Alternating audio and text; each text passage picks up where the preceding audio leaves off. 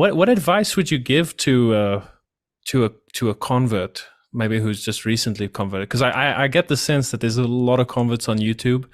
Hmm. Um, as a cradle Catholic yourself, and as a priest, what advice, Father, would you give to just a cradle Catholic entering the church? Yeah, so I would say that take whatever got you to become a Catholic and don't lose that.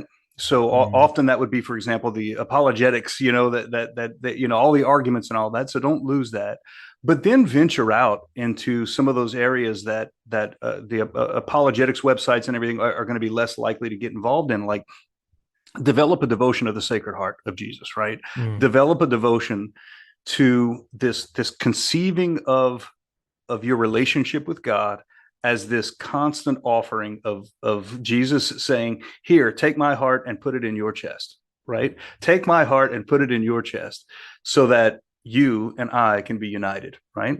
I think that this is, look, this is theosis. This is all those things that I think that's what's at the heart of those kind of things. So we can theologize about all those things, just like we can talk about particle physics whenever somebody's trying to toss us a set of car keys, right? But what really ought to be happening is that we're building that kind of muscle memory to be able to conceive of the world through the lens of the fact that God wants us to be united with Him. And Mm. so that changes how you're going to participate in the Mass. That's going to change the way that you're going to pray. That's going to ultimately form you by the grace of God into who God has made you to be.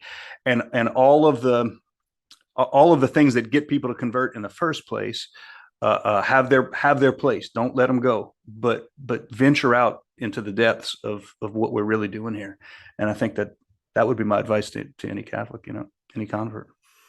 Yeah, I love what you said about building devotions, and you pointed out that apologetics resources online are not necessarily going to get into that.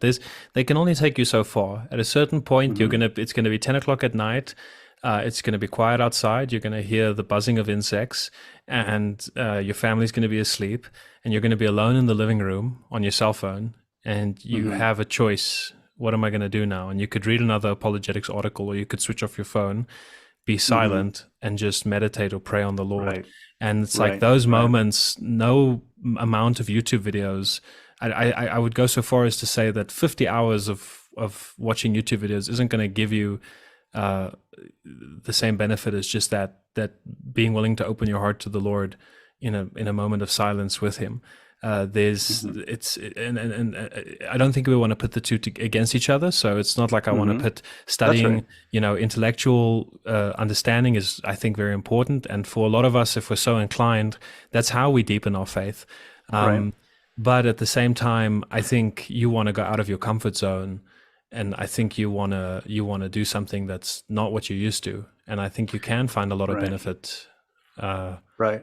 And recognizing the transformative nature of the faith, right?